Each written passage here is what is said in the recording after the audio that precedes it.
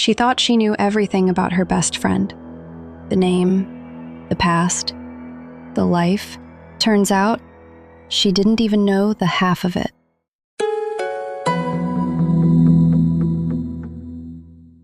Sarah and Layla had been best friends for 8 years. They talked on the phone every week without fail. They had been bridesmaids at each other's weddings. When Sarah's mother was sick, Layla drove 4 hours to be with her. Sarah thought she knew Layla better than almost anyone. Layla was warm, funny, loyal. A kindergarten teacher who lived alone in an apartment 2 cities over.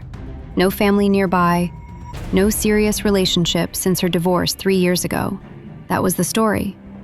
That was always the story. Then one evening, Sarah's husband came home from a 3-day business trip and mentioned something almost casually over dinner. "I saw someone today who looked exactly like Layla, near the hotel. She was with a man and 2 small kids. I almost called out to her. But the name on her bag was different." Sarah laughed it off. Coincidence. There were people who looked like other people. She didn't think about it again. Until 3 weeks later, Layla was visiting for the weekend. They'd had dinner, opened wine, stayed up too late the way they always did. In the morning, Sarah was clearing the guest room while Layla was in the shower, and a phone slid out from between the mattress and the wall. Not Layla's usual phone. This one was older, smaller, no case. Sarah picked it up.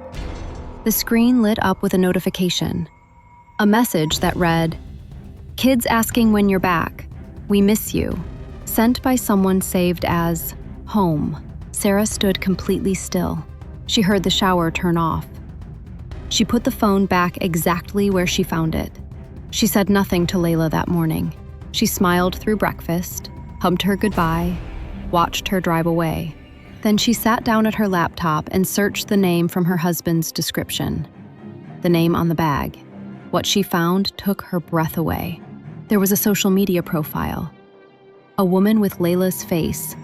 A husband. 2 daughters, ages 4 and 6. A house with a garden. 3 years of photos. Birthdays, school plays, family holidays. A whole life. Lived completely in parallel. For at least 3 years. Possibly longer. Sarah called Layla 3 days later. Not to confront. Not yet. She wanted to hear her voice, see if she noticed anything different. They talked for 40 minutes. About nothing, about everything. Layla laughed at the same things she always laughed at. Asked about Sarah's kids. Complained about a parent at school. Completely normal. And that was the part that shook Sarah the most. Not the secret itself, but how effortlessly Layla had been carrying it. For years. With her. Every single week. Before I reveal what Sarah did next, and the heartbreaking reason Layla was living 2 lives, I want to welcome you. If you're drawn to stories of real drama and the impossible choices we make, you're in the right place. Subscribe and stay for a while. Now, back to Sarah. 2 weeks after finding the phone, Sarah drove to Layla's apartment unannounced. When Layla opened the door, Sarah didn't say hello. She just held up her phone. The social media profile pulled up on the screen. Layla looked at it for a long moment. Then she stepped aside and let Sarah in. She didn't deny anything. She sat down, folded her hands, and said, "I've been waiting for this conversation for 3 years. I just didn't know it would be you who found out first." And then she told Sarah everything. Layla had left her first marriage, an arranged marriage to a man her family had chosen, without her family's knowledge or blessing. In her culture, doing so meant being cut off completely, so she hadn't left. Not officially. She had built a second life slowly, carefully, a real marriage to a man she loved, 2 daughters she adored, a home that was actually hers. She kept the first life as a shell. Visits, phone calls, the appearance of nothing having changed.